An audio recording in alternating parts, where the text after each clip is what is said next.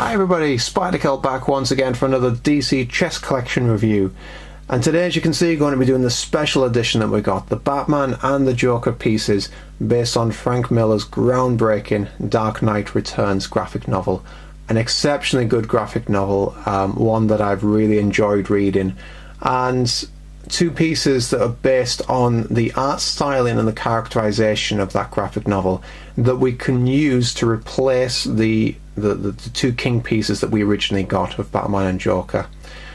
And it's a really cool idea. I really do like that, and it makes you think that hopefully they might do some more of these in the future. I mean, I've mentioned in the past how cool would it be to have a 1960s Adam West Batman and Burt Ward. Am I saying that right? That's just come to my head. Burt Ward, I'm pretty sure it is, yeah. The 1960s Batman and Robin, and I've said before how cool that would be, and that would be a really cool idea, and different variations on different characters, you know, that would be a really cool touch. But this is a really good idea, basing it on such a groundbreaking graphic novel. So what I thought I might do is, I thought for a while how I was going to do this review, basically, and what I've decided on is I'm going to do both Batman and Joker pieces in this review. So this review might be a little bit longer than usual. You might want to grab a coffee, sit back and enjoy it.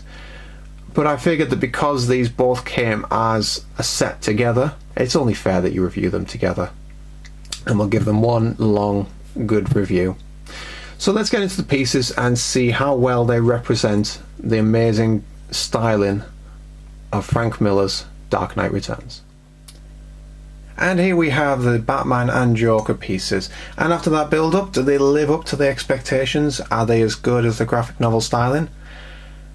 Yeah, I want to say yes, but at the same time there's so many flaws. But we'll get round to them. First of all, here we have them both together, and they do from a distance look very, very nice, and they very much so do represent the styling. You can totally see the detail, and you can see where they were going with it. You can see the differences, and you can see Frank Miller's representation in this.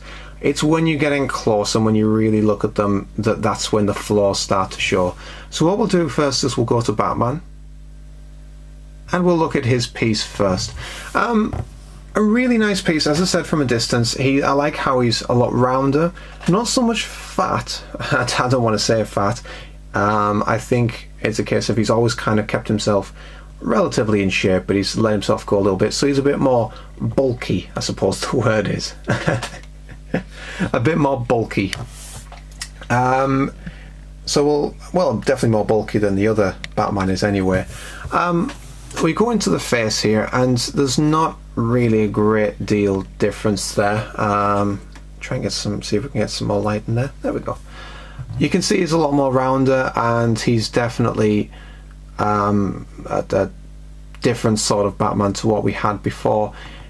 It's just a little bit underwhelming. There's not really very much going on in the face. Once again, no pupils in the eyes, and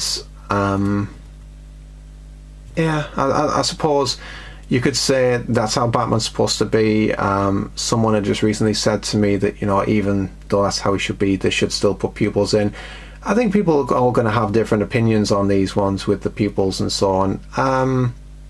I mean, for myself personally, you look at the front cover. I'll just bring him in here in the background, and there we see there he has no pupils there. So I mean, they're just staying with the way he's represented. I don't know, some people are going to want pupils in Batman's eyes, some people don't. I don't know. Personally myself, it doesn't bother me, but then again, it wouldn't bother me if they did. So there we are. His cape,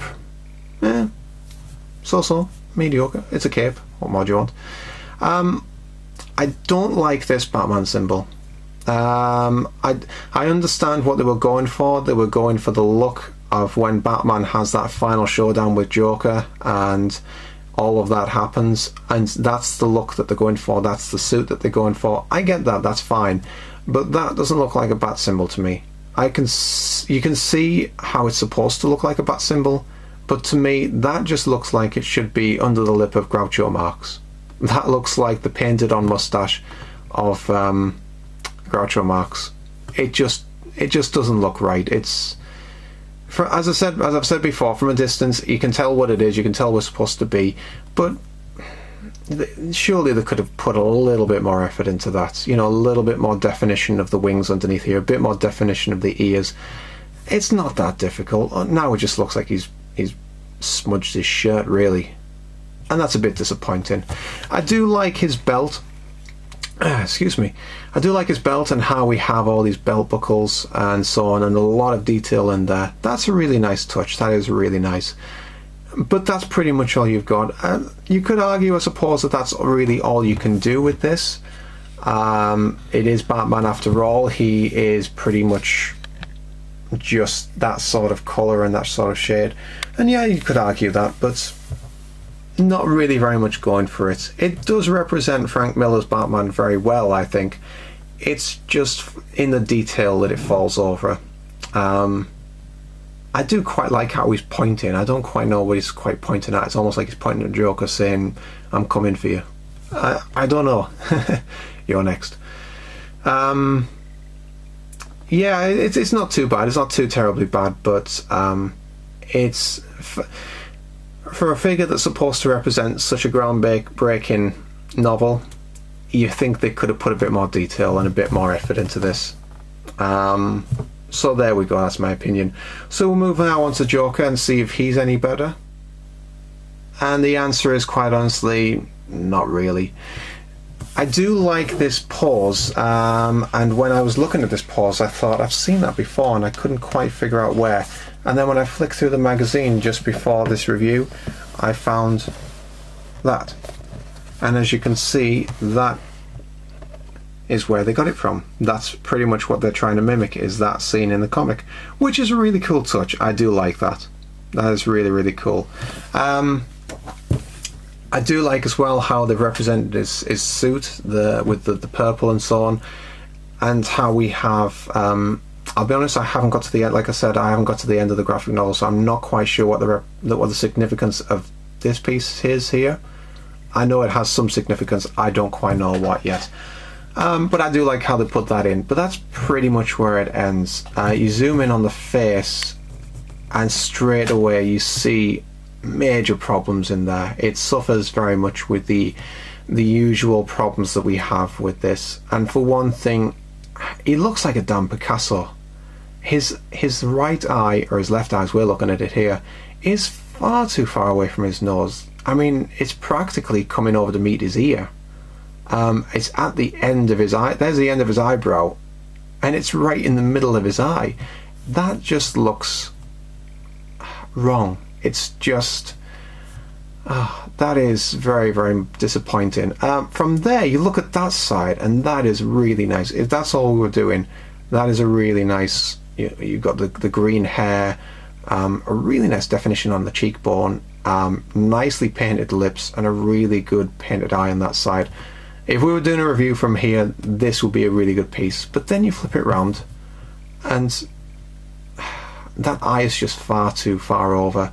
You've got paint smudge here where it should be on his lips, and the hair just doesn't look quite as good over this side. It's almost like they rushed this side but took the time over here, and it just doesn't look right. The suit itself is, like I say, it's a good representation of what he wore. It's a good representation of how he looked. It's just, I don't know, maybe it's just me, but I think they could have put a bit more time and effort into this. The purple's really nice, matched with the silver tie. I mean, obviously, as I keep saying, they're limited by what the characters look like in the novels, so they have to go by that. That's why Batman looks bland, because that's his colouring, that's how he is. You can't change it and have it represent what they look like. It just doesn't seem to work. And places where they really should, sorry, hiding plaster on my finger,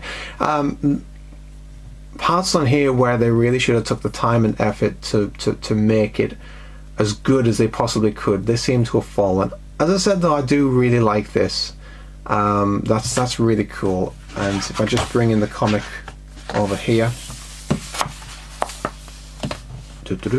there we go. And it's a very good representation. As I said, I don't know quite who this character is. I haven't quite got to that part yet. But I know he must have a really big significance, and it's really cool that they've added that. And I think out of all of both the pieces, this is my favourite bit. Is this, and I don't even know what it is, but that's my favourite bit. So there we go. Yeah, but overall, underwhelming. Not too special, nothing too spectacular. Disappointing, I suppose is the word. Let's just zoom in and bring Batman back. Yeah, disappointing. You would expect a lot more, especially with them being a special edition, you know. You'd expect a little bit more and a bit more detail, a bit more effort put into them. And maybe it's just mine, maybe mine's a bad batch, as sometimes can happen. But for me, underwhelmed. I like the idea, I like the thought behind it. But as my wife said when I got these pieces and I put them on the board, and she said, I don't really like them ones, I prefer the originals. You know, you try to then explain, but these are based on a really important graphic novel in Batman's history. And then the reply comes back, oh yeah, I'm sure, but I prefer the other ones. And you can't argue with that. It's a case of, for the significance of what they're supposed to represent, yes, they're really good pieces, and I do really like what they were trying to do with this. But for the execution, and compared to the two that we have, they just don't really stand up, really, in my opinion. And that's a real shame. I was really hoping that these would be two really good pieces, two really good that you would swap over. And there's nothing to say that I won't. I mean, once I've got the whole collection, I do plan to play with these, to play with these, as in to play chess with them. I do plan to sit down and to have a game of chess, and from time to time I will throw these guys in there and I will use them. They're just a bit underwhelming. They're not quite what I was hoping them to be. Just too many daft little design flaws and pieces that just don't work, that just kind of let them down. So there we go.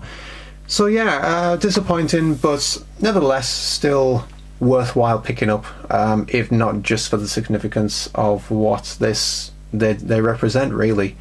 But yeah, that's it. Hope you enjoyed the review, guys, and I will be coming at you next with the next one in the line, which I believe is Katana. So I will see you next time, guys. Take care, and I'll see you then.